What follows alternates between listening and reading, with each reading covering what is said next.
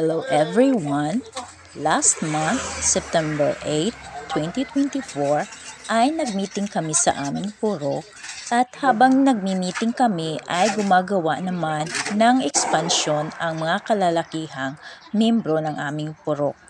Sa tulong ng aming barangay kapitan at mga kalalakihan at yung mga ambag namin sa purok, mga perang nalikom namin, ay ipinambili namin ng mga gamit upang masimula na ang pagkonstruksyon ng aming purok. Malaking tulong din ang pagpagawa ng purok na ito ng expansion para pag may mga okasyon ay madaming mga tao ang pwedeng dumalo o di kaya'y makisilong kapag umuulan.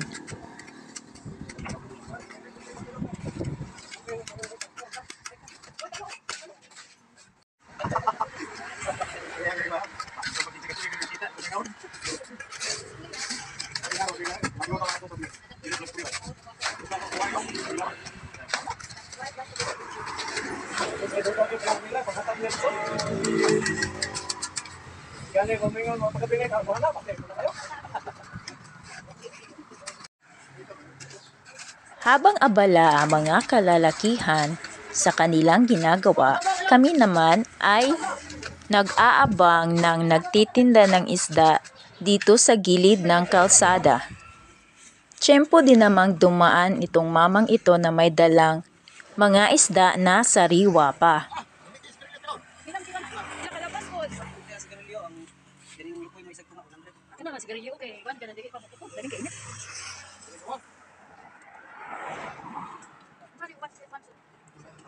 Pagkatapos na makapagpatimbang at makapagbayad, ay isa-isa na naming nilinisan ang isda. Hinati namin at kinuhanan ng tinik at tinanggalan ng ulo. Pagkatapos ay hinugasan at tinimplahan ng mga panimpla. Nilagyan din yan ng sili para feel mo talaga ang sarap. Ready na ang ating kinilaw at tayo na ay mananghalian. Tara, kain tayo! Bago simulan ang kainan ay nagdasal muna kami para kumain.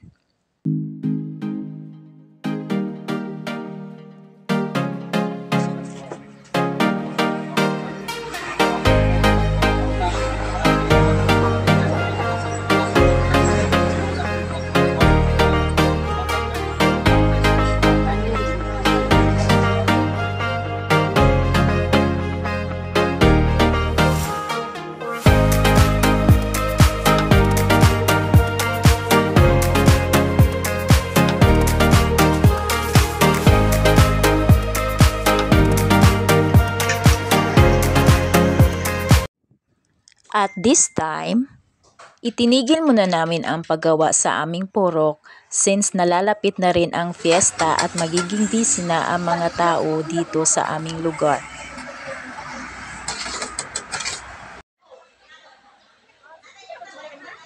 October 12, 2024 ay umattend naman ako ng meeting ng Women's Association na ginanap dito sa Lorma Covered Court.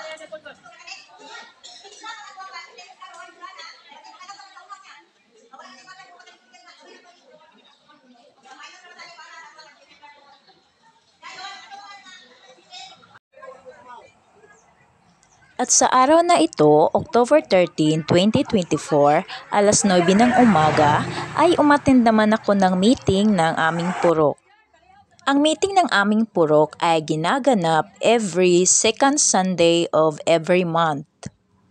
Pagkatapos ng aming meeting ay nag-snacks naman kami bago umuwi ng bahay. Pagka-uwi ko ng bahay ay dumating ang aking kapatid at may dalang lansones. Kain tayo ng lansones, guys! At siya nagtatapos ang ating kwento. Salamat sa panunood. Paalam!